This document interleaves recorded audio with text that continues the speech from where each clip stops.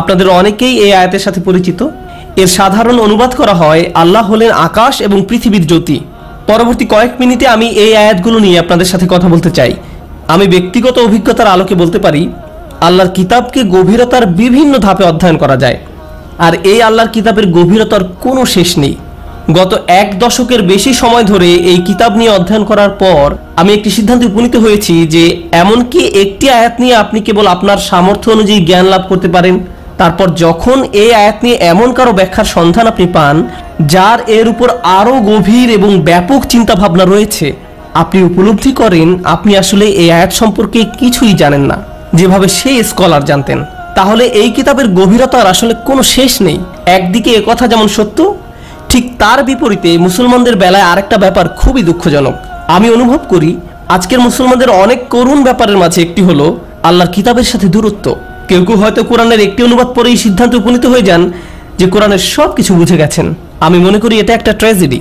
আমরা একটা অনুবাদ পরেই মনে করি আল্লাহ যা বলতে চেয়েছেন তা বুঝে গেছি, কিন্তু আল্লাহ যা বলতে চেয়েছেন তা অনেক গভীর, অনেক বেশি তাৎপর্যপূর্ণ এবং অনেক অনেক সুন্দর, যা মানবীয় কোনো বুদ্ধি এবং প্রচেষ্টা দিয়ে পুরোপুরি ব্যাখ্যা করা অসম্ভব। আর অনুবাদ করে বোঝানোর কথা না হয় বাদই দিলাম, এটা সম্ভাবনারও অতীত। তো একদিকে আপনি এমন অনেক মুসলমানদের পাবেন যারা কোরআনের দাম, শক্তি এবং সৌন্দর্যকে অবমূল্যায়ন করছে। অন্যদিকে আপনি এমন অনেককেই পাবেন যারা আল্লাহর কিতাবকে গভীরভাবে অধ্যয়ন করেন এবং এর সৌন্দর্য এবং শক্তিমাত্রা উপলব্ধি করার চেষ্টা করেছেন। তারা যখন মানুষের নিকটটা উপস্থাপনা করেন বা শিক্ষা দেওয়ার চেষ্টা করেন, তখন এমন কঠিন, দুর্বোধ্য এবং অনাকর্ষণীয়ভাবে উপস্থাপন করেন যা সাধারণ মানুষের পক্ষে উপলব্ধি করা কষ্টকর হয়ে পড়ে। মানুষ কিছুতেই বুঝতে পারে না তিনি কি নিয়ে কথা বলছেন। তিনি প্রায় 80 জন তাফসীরকারকের উদ্ধৃতি দিলেন এবং ব্যাকরণগত খুঁটিনাটি বললেন, কিন্তু আমি তার কিছুই বুঝলাম না। তারপর মানুষ এ ধরনের আলোচনা থেকে ফিরে এসে বলে, ভাই আলোচনাটা খুবই গভীর ছিল। আপনি জিজ্ঞেস করেন তিনি কি নিয়ে কথা বলেছিলেন, আমি জানি না, কিন্তু এটা খুবই গভীর একটা আলোচনা ছিল, খুবই গভীর। এজন্য আমি নিজেও কিংকর্তব্য বিমূঢ় হয়ে পড়ি। একদিকে এই আয়াতগুলো গভীর এবং সৌন্দর্যপূর্ণ, আমি সামান্য যা কিছু অধ্যয়ন করতে পেরেছি তাতেও মাঝে মাঝে কোরআনের সৌন্দর্য দেখে এত অভিভূত হয়ে পড়ি যে আমি পড়া বাদ দিয়ে উঠে পড়ি এবং কিছুটা বিরতি নেই। অল্লাহি মাঝে মাঝে আমি কোরআনের কিছু আয়াত ভালোভাবে অধ্যয়নের সিদ্ধান্ত নেই, তারপর এই আয়াতগুলো নিয়ে কয়েক সপ্তাহ বা কয়েক মাস অধ্যয়ন করি। সে সময় আমি হয়তো কোনো তাফসীর পড়ছি, খাতায় নোট করছি, অথবা সংশ্লিষ্ট আয়াতগুলো নিয়ে কোনো স্কলারের আলোচনা শুনছি, প্রয়োজনীয় কিছু খাতায় লিখে রাখছি। তখন আমার ব্রেইন আল্লাহর আয়াতের গভীরতায় এত বেশি অভিভূত হয়ে পড়ে যে আমাকে সব কিছু বন্ধ করে উঠে পড়তে হয়। আমি আমার বাচ্চাদের সাথে খেলা করি, ভিডিও গেম খেলি বা কিছু একটা করি যেন ব্রেইনটা কিছুটা বিশ্রাম নিতে পারে, কারণ এর গভীরতা আমাকে পুরোপুরি অভিভূত করে দেয়। এখন আজকের আলোচনায় এই আয়াতের কোন বিষয়টা শেয়ার করব আর কোন বিষয়টা শেয়ার করা থেকে বিরত থাকব তা নিয়ে আমি নিজেও কিছুটা দ্বিধান্বিত। কারণ স্পষ্টতই শ্রোতাদের মাঝে শিশুরা আছে, কিশোররা রয়েছে, বড়দের মাঝেও এমন অনেকে রয়েছেন যাদের আরবি ভাষার উপরে কোনো পূর্ব ধারণা নেই। তারা এমনকি তাফসীর বলতে কি বোঝায় তাও জানেন না। এটা তাদের দোষ নয়, কিন্তু তবুও তারাও কোরআন থেকে কিছু একটা শুনতে চান। তারা শুনতে চান যে কোন ব্যাপারগুলো কোরআনকে সৌন্দর্যমণ্ডিত করেছে। সুতরাং আমি চেষ্টা করব। আমি কোনো কথা দিতে পারছি না, একদম কোনো গ্যারান্টিও দিতে পারছি না। হয়তো আমি একেবারে ব্যর্থ হতে পারি, তবু চেষ্টা করব। মানুষ আমাকে মাঝে মাঝে বলে আমি আপনার বক্তৃতার অপেক্ষায় আছি। আমি বলি আপনি ভুল জিনিসের অপেক্ষায় আছেন। যাই হোক, অন্তত পক্ষে চেষ্টা করে দেখি কোরআনের এই অসাধারণ সুন্দর আয়াতগুলো থেকে আমি যা বুঝতে পেরেছি তার কিছুটা আপনাদের সাথে শেয়ার করতে। আশা করি আপনারাও সেই সৌন্দর্যটা উপভোগ করতে পারবেন। প্রথমে বলেছি আজকের আলোচনার জন্য কেন আমি এই আয়াতগুলোকেই বাছাই করলাম। সারা দুনিয়া জুড়ে অসংখ্য মুসলিম যুবক আজকে বিশ্বাসের সংকটে ভুগছেন। তাদের সাথে আমার কথোপকথন থেকে অনুপ্রাণিত হয়ে আজকের আলোচনাটি বাছাই করেছি। তারা বিশ্বাসের সংকটে ভুগছেন। কেউ কেউ এসে এভাবে বলেন, উস্তাদ নোমান আমি কিছুটা সন্দেহে আছি, উস্তাদ নোমান আমি পুরোপুরি নিশ্চিত নই, উস্তাদ নোমান কেন আল্লাহ কোরআনে এত বেশি সংখ্যকবার জাহান্নামের আগুনের কথা বলেছেন, উস্তাদ কেন তিনি কোরআনের অমুক অমুক বিষয়টি বলেছেন, আমি এটা নিয়ে অস্বস্তিতে আছি, আল্লাহ কেন এমন করবেন, কেন এমনটা ঘটেছে। তাদের এমন বহু গভীর দার্শনিক প্রশ্ন রয়েছে, আর এগুলো জিজ্ঞেস করছে 14 বছরের কিশোররা। অদ্ভুত ব্যাপার। আরে তুমি তো এখনো দর্শন শাস্ত্র পড়োনি, কোত্থেকে এগুলো তোমার মাথায় এলো? ইউটিউবকে ধন্যবাদ। তো আমাদের শিশু কিশোররা অল্প বয়স থেকেই এরকম দার্শনিক প্রশ্নগুলোর মুখোমুখি হয়ে পড়ছে। আর বর্তমান পৃথিবীর অন্যান্য সমস্যাগুলো তো আমাদের জীবনে রয়েছেই। পারিবারিক ব্যাপারগুলো ধরা যাক। যেখানে পিতামাতা জানেন না কিভাবে সন্তানকে বড় করে তুলতে হবে, আমরা জানি না কিভাবে আমাদের বাচ্চাদের সাথে একটা কার্যকর কথোপকথন চালিয়ে নিতে হবে, আমরা এসব করি না। আমরা এই বিষয়টা ধারণাও করতে চাই না যে আমাদের বাচ্চারা কিশোর বয়স থেকেই গুরুতর বিশ্বাসের সংকটে ভুগছে।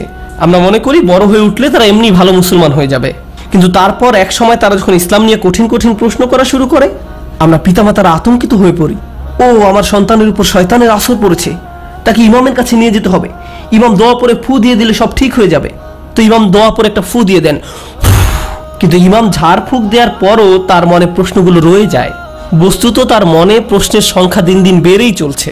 আমি যত কিশোরের সাথে তাদের বিশ্বাসের সংকট নিয়ে কথা বলেছি, আমি উপলব্ধি করেছি যে প্রায় সবার ক্ষেত্রে এটা আসলে দুইটি কারণে হয়ে থাকে।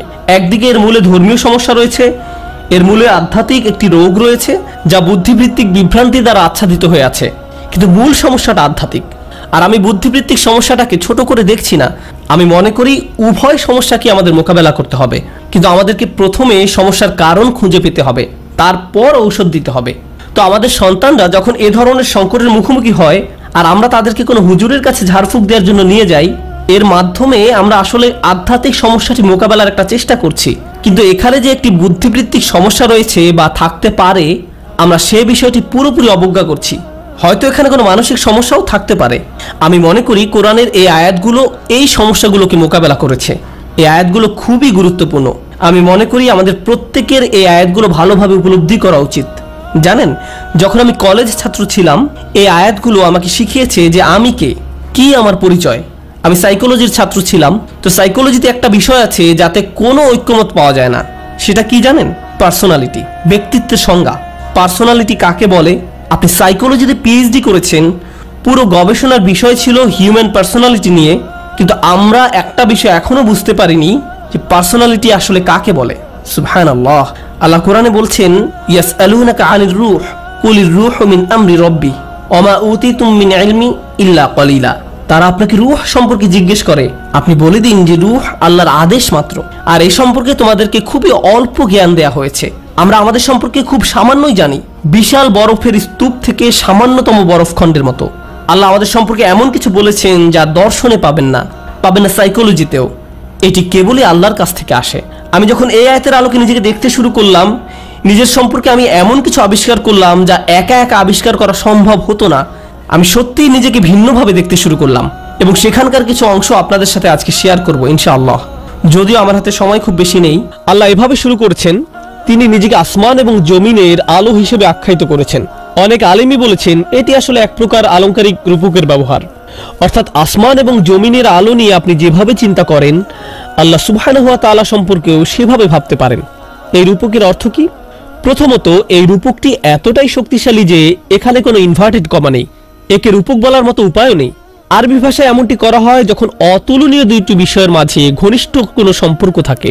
সুতরাং আল্লাহ চাচ্ছেন আমরা যেন আলোর আইডিয়া নিয়ে গভীরভাবে পর্যবেক্ষণ করি, আলো নিয়ে গভীরভাবে ভেবে দেখি। আমি আলো নিয়ে কিছু কথা বলবো। প্রথমে, যদি আলোর অস্তিত্ব না থাকে তবে এই পৃথিবী যতই অনিন্দ সুন্দর হোক না কেন, আমরা তার কিছুই দেখতে পাবো না। আলোর উপস্থিতি ছাড়া আমাদের চোখ মূল্যহীন, আমাদের চারপাশের বাস্তবতা পুরোপুরি অপ্রাসঙ্গিক হয়ে যাবে। চারপাশে কেবল অন্ধকার ছাড়া আর কিছুই থাকবে না।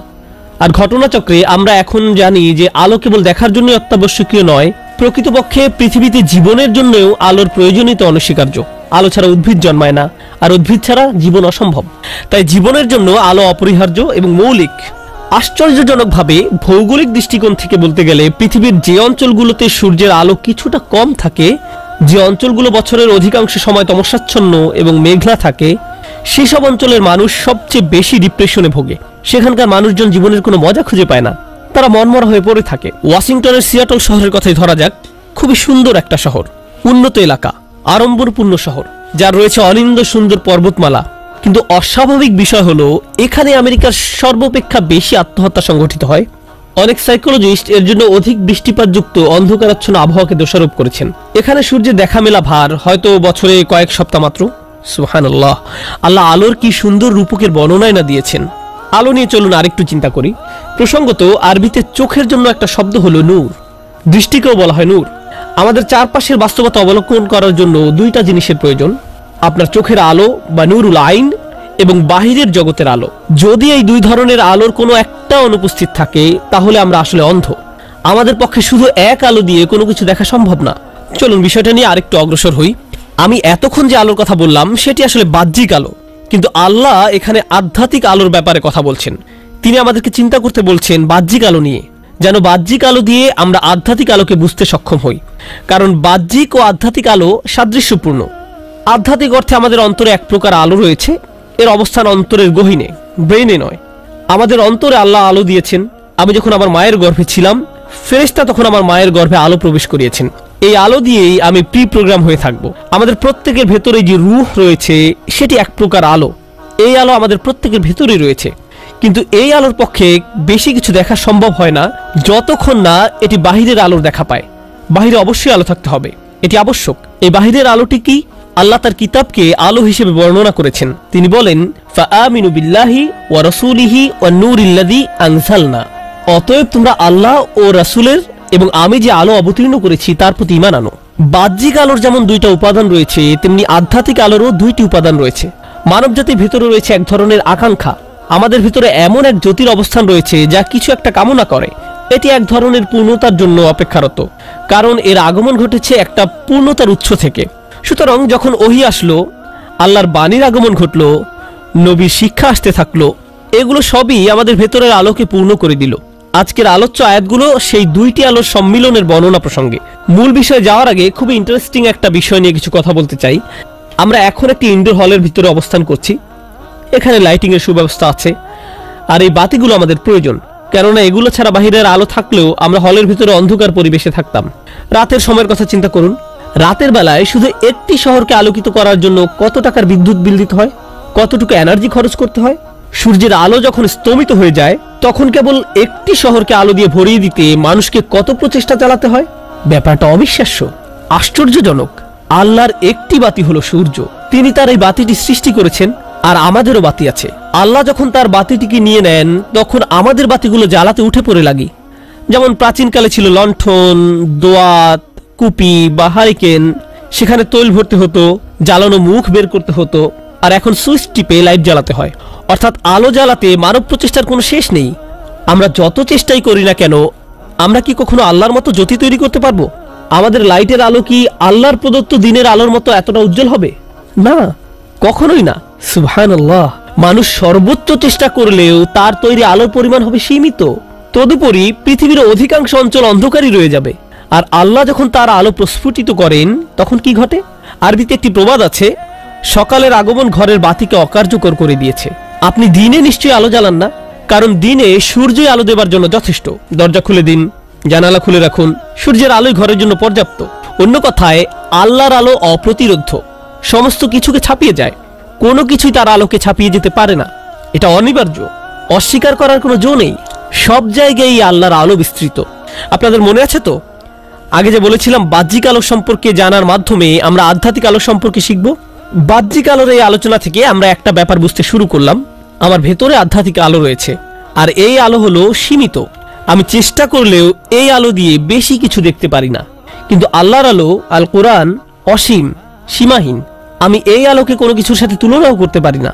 এর আগমন ঘটেছে অনেক উচ্চতর উৎস থেকে, অসীম ক্ষমতাধর থেকে।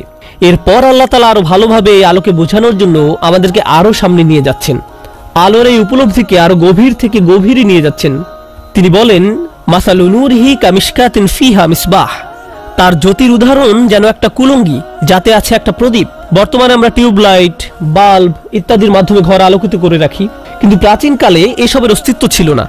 তখন তারা কিভাবে ঘরবাড়ি আলোকিত করত? তারা দেয়ালের মাঝে খাঁজ কেটে ছোট ছোট বাঁকানো খিলান বা তাকের মতো তৈরি করে রাখত, যেন এর ভিতরে প্রদীপ রাখা যায়। এভাবে যখন দেয়ালের খিলানে প্রদীপ রাখা হতো, তখন প্রদীপের আলো গিয়ে বাঁকা খিলানে পড়তো এবং প্রতিফলিত হয়ে পুরো রুমে আলো ছড়িয়ে পড়তো। তারা এমনভাবে এটাকে ডিজাইন করেছিল, এটা প্রথমে আলো ধারণ করত এবং পরে তা আশেপাশে ছড়িয়ে দিত। এর আকৃতি ছিল বাঁকানো তোরণের মতো, প্রাচীন কোনো মসজিদের বাঁকানো দরজার মতো। একেই বলা হতো মিশকাত বা কুলঙ্গি। আল্লাহ তার আলো সম্পর্কে বলছেন, যদি আপনি আল্লাহর আলোর উদাহরণ নিয়ে ভাবতে চান, তবে এটার এক প্রকার অর্থ হবে কুলঙ্গি বা কোটরের ভিতরে প্রদীপ। ফিহা মিসবাহ। মিসবাহ শব্দটি আরবিতে ইসমে আলাহ, সাবাহ শব্দ থেকে এর উৎপত্তি, অর্থ সকাল। মিসবাহ প্রকৃতপক্ষে এমন যন্ত্র যা সকালের আলোর মতো আলো তৈরি করার চেষ্টা করে। সকাল যে কাজ করে এটাও তা করার চেষ্টা করে। এটি সচেতনতা ও সতর্কতা বোঝাতে ব্যবহৃত হয়। এজন্যই প্রাচীন আরবিতে কাউকে মনোযোগী হওয়ার জন্য বলা হতো আসবিহ। স্পষ্টত আপনি যদি আপনার চারপাশের বাস্তবতা সম্পর্কে সচেতন হতে চান, আপনার এমন কিছুর দরকার যা আলো তৈরি করে। এই সুন্দর রূপকের উদাহরণ নিয়ে চলুন আরেকটু অগ্রসর হই। বাড়িতে একটা কুলঙ্গি বা কোটর আছে, যে কোটরের ভেতরে প্রদীপ আছে। ফিহা মিসবাহ, ফিহা মিসবাহুন, আল মিসবাহু ফিল জুজাহ। আগের দিনে বর্তমান সময়ের মতো বাল্ব, লাইট ইত্যাদি ছিল না। তখনকার সময় মানুষকে মোমবাতির মতো কিছু একটাতে আগুন জ্বালাতে হতো, কিন্তু জ্বলন্ত মশালটাকে উন্মুক্ত রাখা হলে সেটা বাতাসে দুলতে থাকে, ঝিরঝির করে কাঁপতে থাকে। ফলে আলোর সব বিক্ষিপ্ত অবস্থায় স্থির করার জন্য কাঁপুনি বন্ধ করতে আলোর চারিপাশে গ্লাস বা কাঁচ লাগানো হতো। গ্লাস আবার বিভিন্ন কাজ করে। আলোর শিখা কণাগুলো যখন কাঁচে প্রতিফলিত হয় তখন তা আলোকে বিভিন্ন দিকে আরো ছড়িয়ে দিতে সহায়তা করে। তাই এখন আলোর বিচ্ছুরণের জন্য দুইটি উপায় হয়ে গেল। আবার বাহির থেকে যদি বাতাস আসে বা ঘরে যদি ফ্যান থাকে তবুও আলো নিভবে না। ঘটনাচক্রে আজকের দিনের বাল্বগুলো কিন্তু চারদিক থেকে গ্লাস দিয়ে নির্মিত, তাই না? অবশ্যই। তাই আগের ধারণা আসলে এতটা পরিবর্তিত হয়নি। আল মিসবাহু ফিল জুজাহ, প্রদীপটি গ্লাসের ভিতরে অবস্থিত। আমি কিন্তু এখনো রূপকটির ব্যাখ্যা করিনি, কেবল অনুবাদের অর্থ বুঝাচ্ছি। এরপর আল্লাহ তাআলা বলছেন আল জুজাজু কাআন্নাহা কাওকাব। এরপর আল্লাহ তাআলা বলছেন আল জুজাজু কাআন্নাহা কাওকাব, গ্লাস নিজেই যেন অতি উজ্জ্বল তারকা।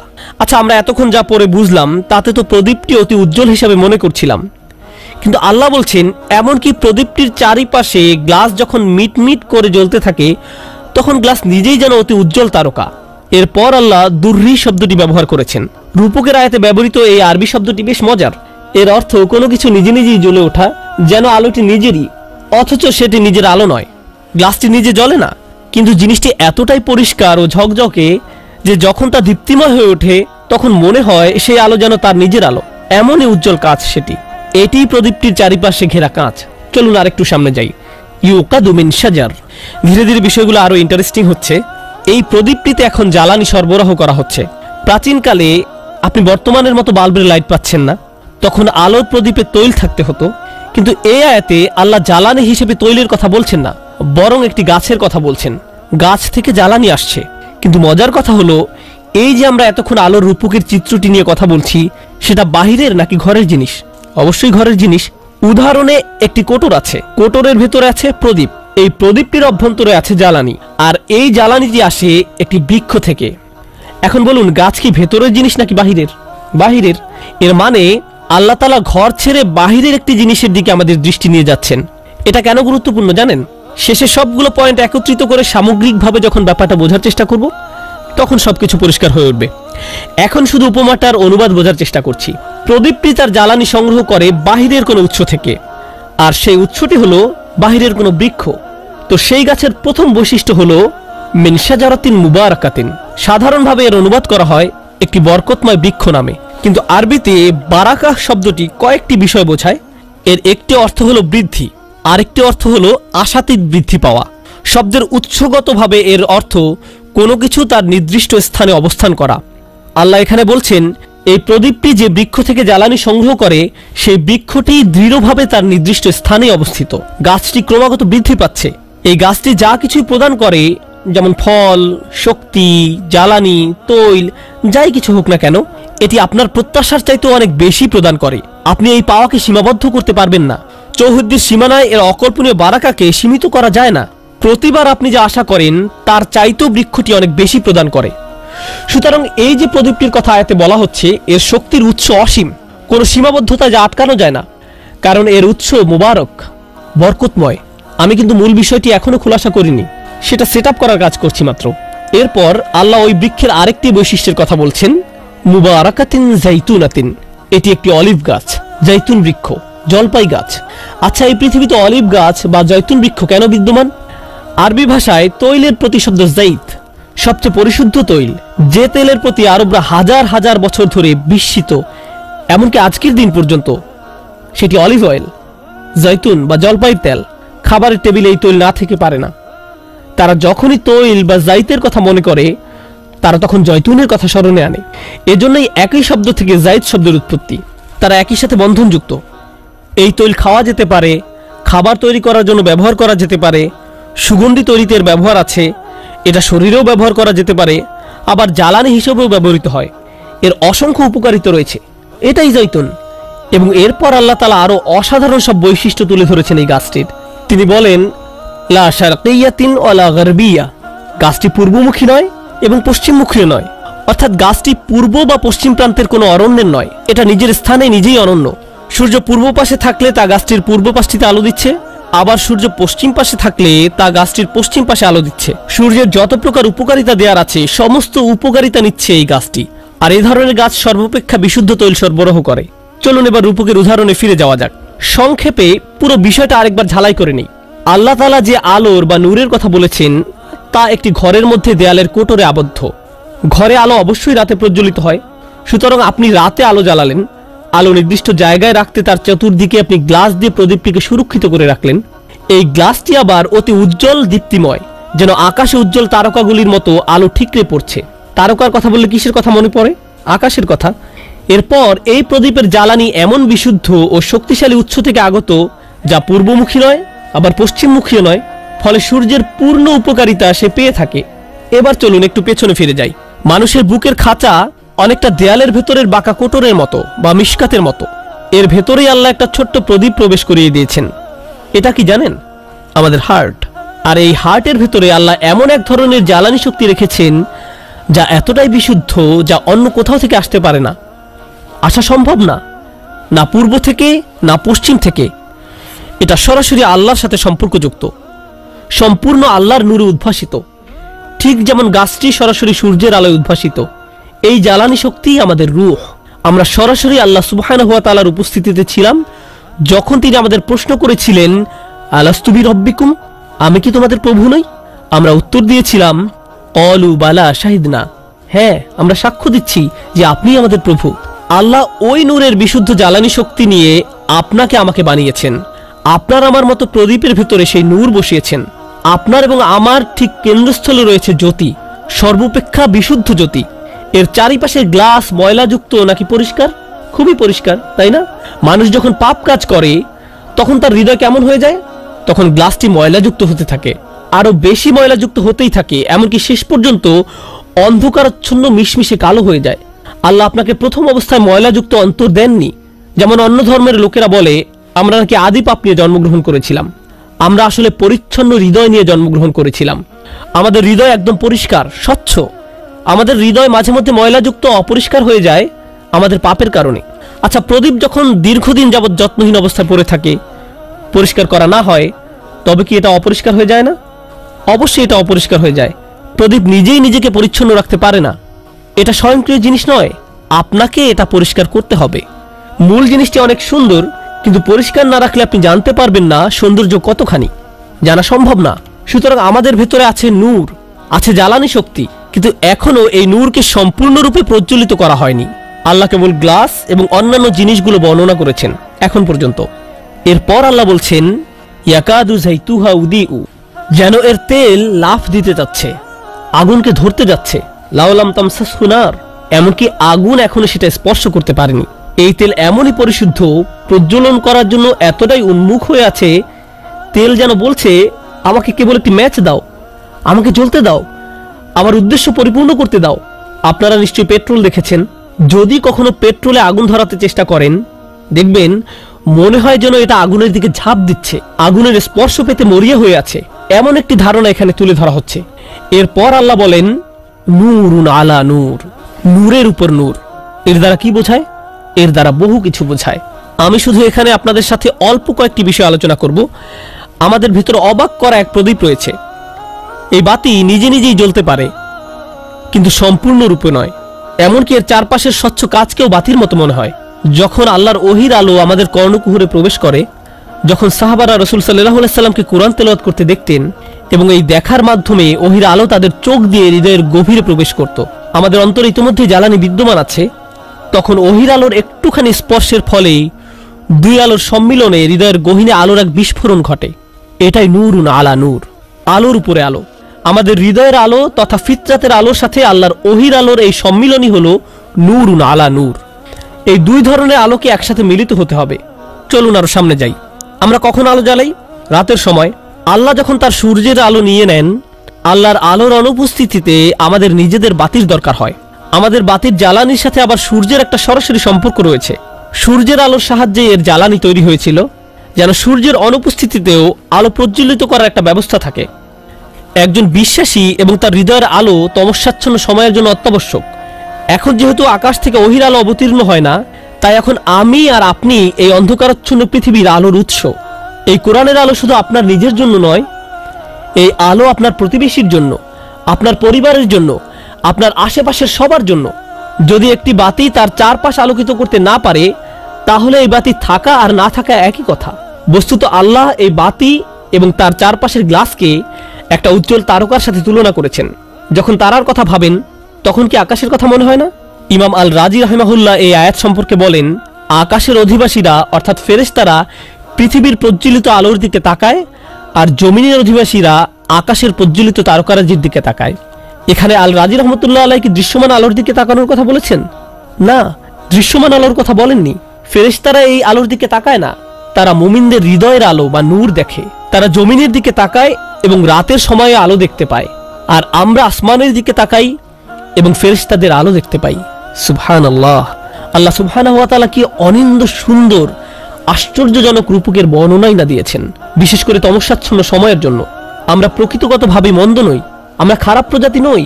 আল্লাহ আমাদের ভেতরে নিখাদ এবং পরিশুদ্ধ একটি জিনিস দিয়েছেন। অনেকে বলে থাকে, আমি আসলে ভালো মানুষ হতে পারবো না, আমার সেই যোগ্যতা নেই। প্রকৃতপক্ষে আপনি ভালো মানুষ হওয়ার জন্য যথেষ্ট যোগ্যতাবান। আপনি আসলে ফিতরাত অনুসারী ভালো মানুষ, এবং ভালোর দিকে রয়েছে আপনার অবিশ্বাস্য রকমের ঝোঁক। শুধু ভালো মানুষ নয়, অবিশ্বাস্য রকম ভালো মানুষ হওয়ার যোগ্যতা আপনার রয়েছে। এই অধ্যায়টি পড়ে আমি ভাবতে থাকলাম, ওয়াও, আমি কি ভিতর থেকে প্রজ্বলিত হই? এই জ্বালানি শক্তি আমি কিভাবে ধরে রাখবো? কারণ জ্বালানি আসলে ভেতর থেকে আসে না, তাই না?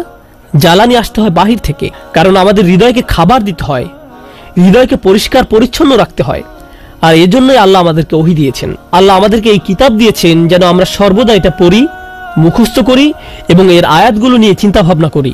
আর প্রতিবার যখন এগুলো করতে থাকি, তখন আমাদের নূর আরো শক্তিশালী থেকে অধিক শক্তিশালী হতে থাকে। অন্তরের শক্তি দৃঢ় থেকে দৃঢ় হতে থাকে। কোরআনের নূর এটাই করে। এরপর আল্লাহ বলেন, ইয়াহদিল্লাহু লিনূরিহি মাইয়াশা। আল্লাহ যাকে ইচ্ছা হেদায়েত করেন তার নূরের দিকে। আল্লাহ যাকে ইচ্ছা তার নূরের দিকে নিয়ে আসেন। এর মানে আমরা যারা এখন এই বই পড়ছি, তিনি তার কিতাবের দিকে, ওহীর দিকে আমাদের হেদায়েত প্রদর্শন করছেন। তার রাসূলের সুন্নাহর দিকে পথ দেখিয়েছেন। আমাদের ভেতরে যে আলো রয়েছে সেটাকে মূল্যায়ন করেছেন। তিনি আমাদের সেই আলো দিয়েছেন। কিন্তু জানেন, আল্লাহ বলেননি যে ইয়াহদিল্লাহু ইলা নূরিহি, বরং তিনি বলেছেন ইয়াহদিল্লাহু লি নূরিহি। এই লাম ব্যবহৃত হয় যখন কোনো শেষ সীমায় পৌঁছান। এর অর্থ কি? আপনি আমি যখন আল্লাহর রহমতের শেষ দিবসে জান্নাতের দরজায় যাব, আমরা তখন কি বলবো? আলহামদুলিল্লাহিল্লাযী হাদানা লিহাযা ওয়া মা কুন্না লিনাহদিয়া লাউলা আন হাদানাল্লাহ। আলহামদুলিল্লাহ, যিনি সমস্ত পথ দিয়ে দিয়ে এই দরজা পর্যন্ত আমাদের পথ প্রদর্শন করে এনেছেন। হেদায়েত জিনিসটি এখানে লাম দিয়ে তুলে আনা হয়েছে, কোনো কিছুর শেষ সীমা পর্যন্ত। তার মানে আল্লাহ বলছেন, তুমি যদি এটা ধরে রাখতে পারো, তবে আমি তোমাকে আমার নূর পর্যন্ত হেদায়েত দেব এবং আমার সাথে সাক্ষাৎ করাবো। একদিন তুমি আমার নূরও দেখতে পাবে, তুমিও একদিন আল্লাহর সান্নিধ্যে থাকবে। ইয়াহদিল্লাহু লিনূরিহি মাইয়াশা। আল্লাহ যাকে ইচ্ছা হিদায়াত করেন তার নূরের দিকে। এরপর আল্লাহ বলেন, ইউদরিবুল্লাহুল আমসালু লিন্নাস ওয়াল্লাহু বিকুল্লি শাইইন আলিম। আল্লাহ মানুষের জন্য এই উপমাগুলো দিয়ে থাকেন, আর তিনি সবকিছুই জানেন। এভাবেই আল্লাহ আলোর উদাহরণ দিয়ে বুঝিয়ে দিলেন নূর কি, তা কেমন, তার বৈশিষ্ট্য কি কি ইত্যাদি। তিনি সবকিছুই জানেন। এইটুকুই কেবল আপনার আমার বুঝের জন্য।